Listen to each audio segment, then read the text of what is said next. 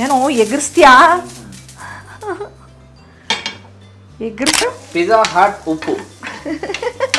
Pizza hot ಉಪ್ಪಕ್ಕ just ಇದಕ್ಕೇನಂತಾರೆ? ಏನಂತಾರೆ? Flip it off. Slip it off. Flip it off. Slip it off. Flip. ಅದೇ ಅದೇ ಅದೇ ಅದೇ ಇವಳು ಸೊ ಬ್ರೋಕೊಲಿ ತಿಂತಾ ಇದ್ದಾರೆ. ಅವ್ರು ಬ್ರೋಕೊಲಿ ತಿಂದು ನಾನು ಇದನ್ನ ಟೇಸ್ಟ್ ಮಾಡ್ತೀನಿ.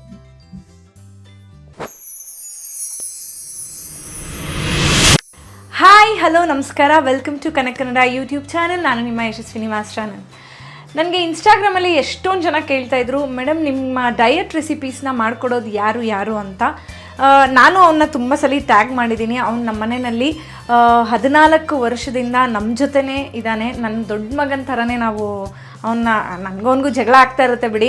ಸೊ ನಾನು ಅವನ್ನ ದೊಡ್ಡ ಮಗ ಅಂತಲೇ ನಾನು ಹೇಳೋದು.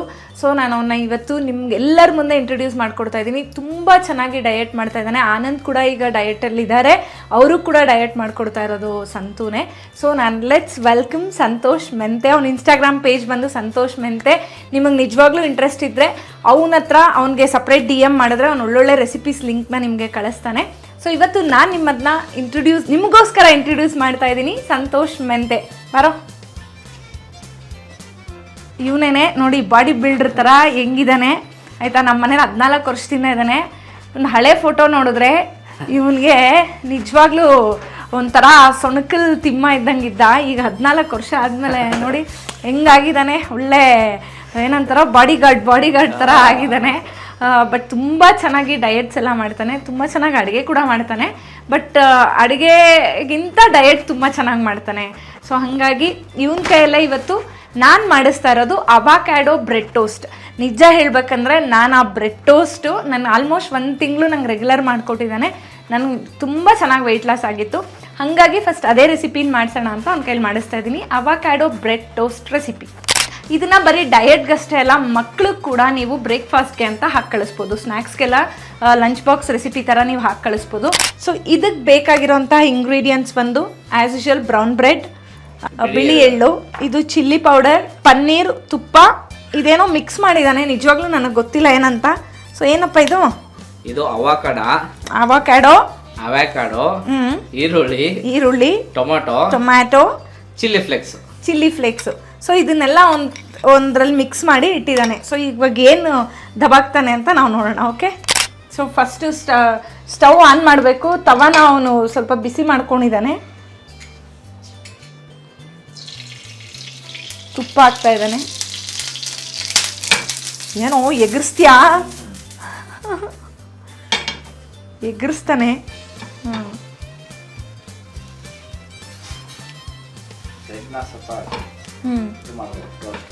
ಬ್ರೆಡ್ನ ಟೋಸ್ಟ್ ಮಾಡಬೇಕಂತೆ. ಸೊ ತವಾಗೆ ತುಪ್ಪ ಹಾಕಿದ್ದಾನೆ. ಈಗ ಪನ್ನೀರ್ನ ರೋಸ್ಟ್ ಮಾಡ್ತಾ ಇದ್ದಾನೆ.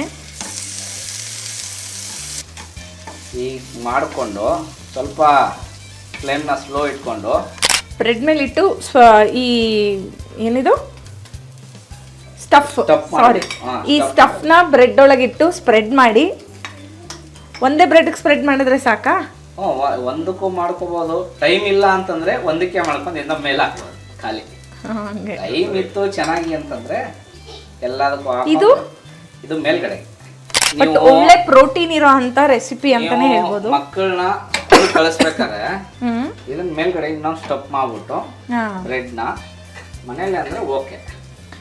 ಸೊ ಸ್ಕೂಲಿಗೆ ಮಾಡ್ಬೇಕಂದ್ರೆ ಇನ್ನೊಂದು ಬ್ರೆಡ್ಗೂ ಸ್ಪ್ರೆಡ್ ಮಾಡಿ ಹಾಕಿ ಕೊಡ್ಬೋದು.